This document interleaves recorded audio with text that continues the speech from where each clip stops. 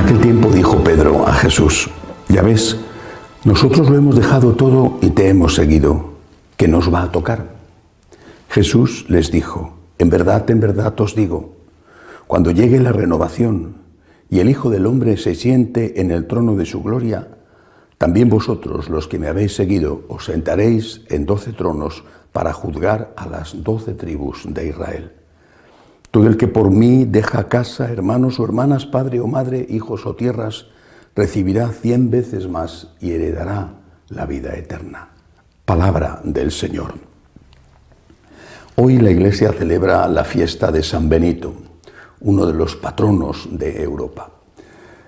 La historia de San Benito, como la de muchos santos, demuestra la preocupación de Dios por el bien del hombre. Demuestra que el Espíritu Santo nunca ha dejado de trabajar y que ha mandado sus dones, sus carismas, a la Iglesia y a la sociedad, como el médico que está preocupado por el enfermo y le receta la medicina que necesita en cada momento.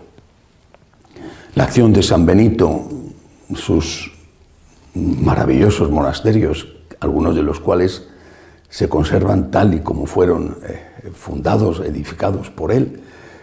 Por ejemplo, la abadía del Subiaco, cerca de Roma. Otros fueron destruidos en las guerras, como Monte Cassino. Pero sobre todo su regla, su sabiduría, ha hecho que con razón se le llame padre de Europa. Él nace en una época de profundas convulsiones.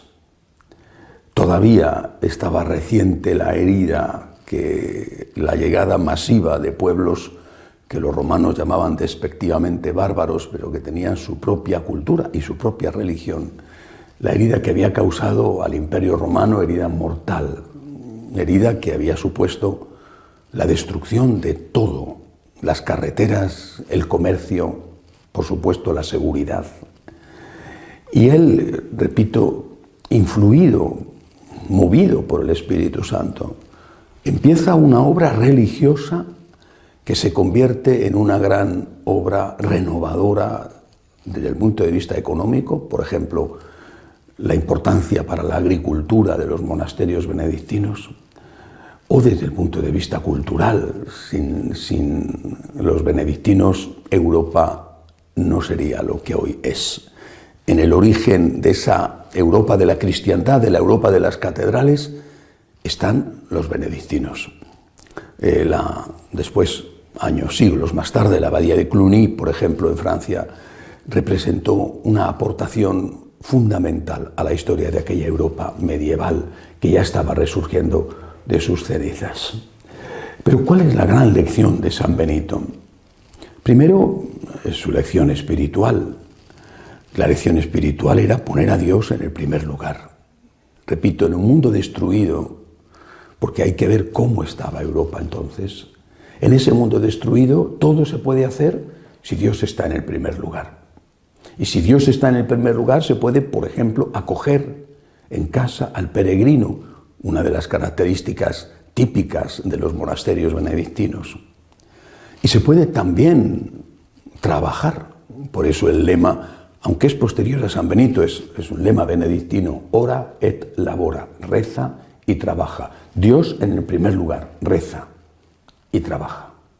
Se dice que Europa se construyó con la unión de 3 poderosas fuentes. La primera sería la palabra que nos viene dada por los judíos, el Antiguo Testamento. Se une con la búsqueda de la verdad en Grecia, y la última poderosa fertilizante llena de vida de esas fuentes es el cristianismo, que se enlaza con la tradición judía, pero que la renueva y la lleva a su culminación. El encuentro del judeocristianismo con la filosofía griega construye Europa, pero en ese momento, cuando San Benito empieza su obra, no quedaba prácticamente nada. Una ciudad como Roma, que había tenido dentro de sus murallas más de 1 millón de habitantes, estaba totalmente devastada. Los historiadores dicen que quizá había en ella o en torno a 25.000 habitantes. Eran ruinas, todavía hoy se ven las gloriosas ruinas de Roma. Y así buena parte del resto del continente.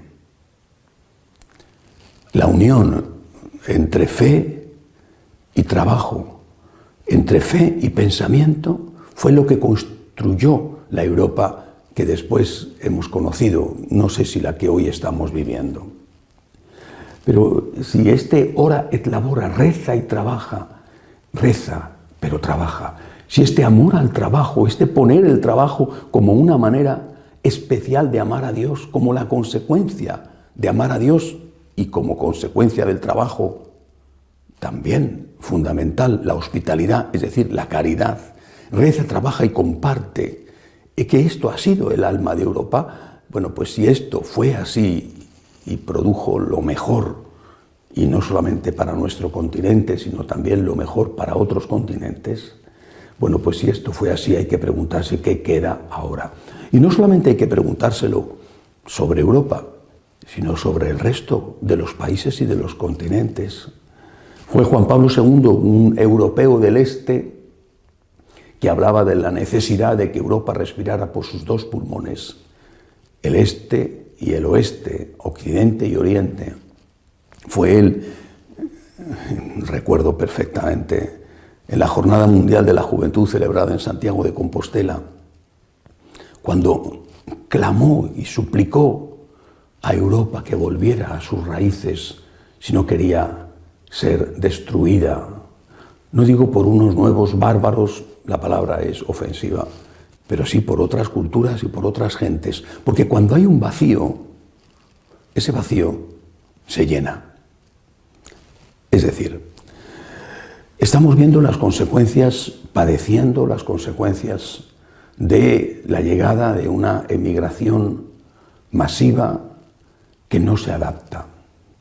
No entro ahora a analizar si tiene que venir esa emigración o de quién es la culpa de que no se adapte o de que no se haya adaptado, porque una parte importante de esa emigración ya son hijos o nietos, son segunda o tercera generación. Pienso en los alrededores de París o de Bruselas, por ejemplo.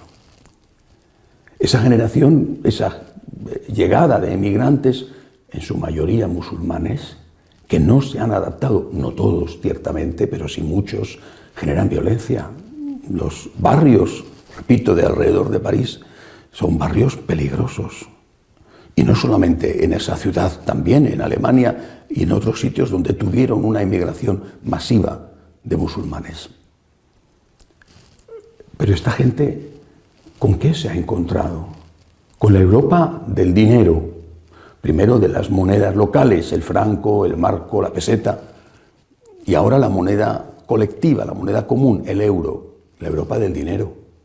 No se ha encontrado con la Europa del alma. No se ha encontrado con unas iglesias llenas de gente fervorosa que cree, que ama, que trabaja y que comparte. No se ha encontrado con la Europa de San Benito, o de San Francisco de Asís, o de San Ignacio de Loyola. Se ha encontrado con una Europa que solo se preocupa por el bienestar. Y que sí, es generosa porque lo es. Quizá es generosa después de haber esquilmado tanto. Pero es una casa vacía, sin alma, incluso cada vez también vacía, sin niños. Es la Europa de las grandes matanzas con el aborto. Unas matanzas de personas inocentes que además generan unos problemas demográficos inmensos. Con esta Europa se están encontrando los emigrantes que de forma legal o ilegal llegan de manera masiva a este continente. Se trata de regular la inmigración, por supuesto, pero sobre todo de integrar. ¿Cómo se va a integrar cuando no hay nada donde ser integrado? Aparte, repito, de muchas casas vacías, porque ya no tienen quien las ocupe, y desde luego cada vez una economía más frágil, porque ya no tienen manos que trabajen. Europa, sé tú misma, decía Juan Pablo II. Sé tú misma, vuelve a tus raíces, vuelve a la fe y al trabajo, al ora et labora, a la fe que construyó las catedrales extraordinarias. Sin esto, un vacío que se ocupará y destruirá, o al menos en parte destruirá. Esto vale también para el resto de los continentes. Me duele ver tantas críticas, tanto insulto, tanto desprecio hacia la labor de España en Latinoamérica. Claro que se hicieron cosas mal, muchas, pero son España y lo que llevó incluida y de forma muy especial la religión. Es una parte esencial de la cultura latina. Pretender que eso no hubiera ocurrido y que se estaría en el año 2000 con una Arcadia feliz, si es que era una Arcadia feliz, la Arcadia del dominio inca o del dominio azteca sobre los pueblos que no eran mexicas, bueno, pues pretender que eso hubiera seguido existiendo así y que todavía hoy, en la época de los aviones y de los vuelos intercontinentales o incluso ya intergalácticos, allí en América se estuviera viviendo en la Edad de Piedra, pretender eso es de una ingenuidad suicida. España llegó, hizo muchas cosas mal, pero también hizo algunas cosas bien. Y son las raíces de ese continente. Y no valorar las propias raíces es suicida. Mira lo bueno, mira lo que te dejaron, también lo malo, pero son tus raíces, es tu sangre. Son tus padres, tus abuelos, tus bisabuelos. Los míos nunca se movieron de España, son los tuyos. Si hicieron fechorías, fueron los tuyos, porque los míos nunca salieron de aquí. Por eso, hay que volver a las raíces, valorarlas, discernir lo bueno de lo malo, pero ser fieles a eso bueno, que es lo que nos ha constituido como un pueblo. De lo contrario, estaremos siempre echando la culpa a los demás, como pasa en América o como pasa en África. Estaremos echando la culpa a los demás de lo que es, al menos en parte, culpa nuestra, y no podremos avanzar si no tenemos raíces. Si las odiamos o queremos destruirlas, no podremos tener nunca buenos frutos. Europa, sé tú misma, dijo San Juan Pablo II. Sé fiel a tus raíces. Esto vale para cualquier país, para cualquier continente. Seamos fieles a lo que nos enseñó San Benito. Dios, en el primer lugar, reza. Y por amor a Dios, trabaja y comparte. Así se construyó la mejor Europa. Que así sea.